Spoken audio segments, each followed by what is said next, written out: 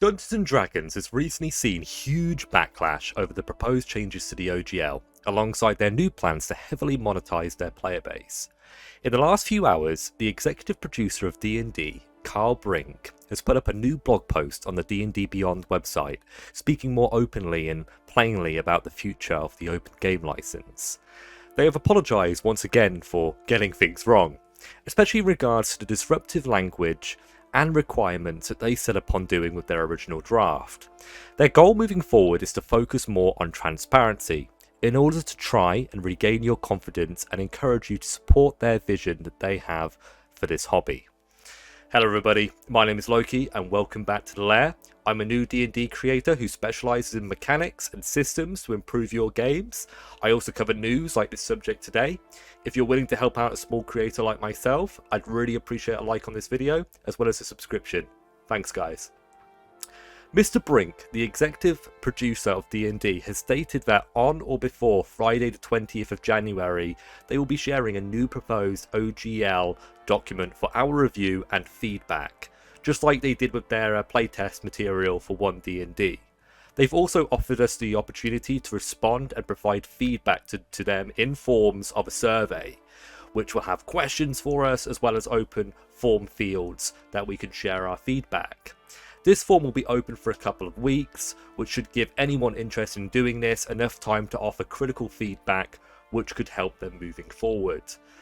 The post goes on to mention all the things that they plan to not impact with the new version of the OGL that they still want to do, guys, after all of this, which includes protection for our video content, our commissioned work, our content on their VTT, hopefully other VTTs as well, content that is added to the DM's Guild, my apologies, and content that was created and published under OGL 1.0a.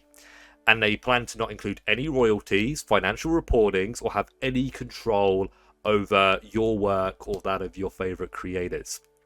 Whilst this is obviously quite lovely to know, it's still terrifying to me that a company like this, one that plays themselves off as being super woke and self-aware, would even have thought that telling us that they have all legal rights to our work would have been a good idea.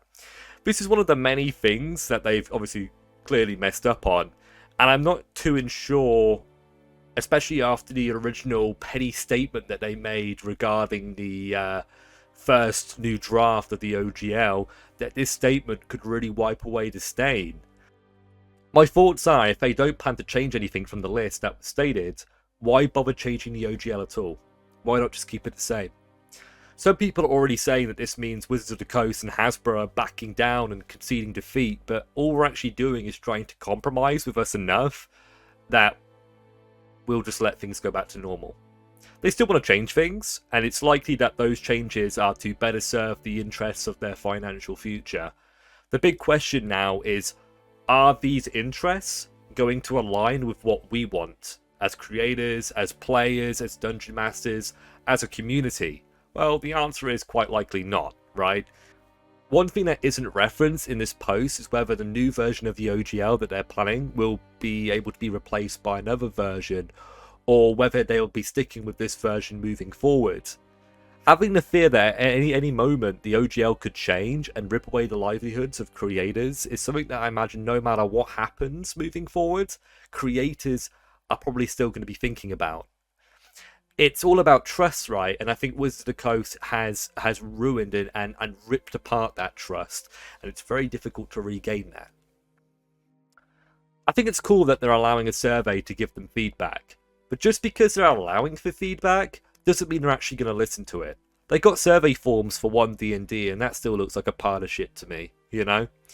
I'll definitely be covering this new version of the OGL in a couple of days, and I'll give you guys my thoughts on everything that it includes. So if you want to keep in the loop with me and what's going forward, just make sure you've subscribed and you've set it to all rather than personalised, so you get my notifications when a video comes out. I want to finish this video by thanking all of you, whether you're a player, a dungeon master, a content creator, or just somebody who's interested in this situation, for all being involved in this discussion. For thousands of years, the only way we as a society, as societies, have been able to make change is by standing up in defiance.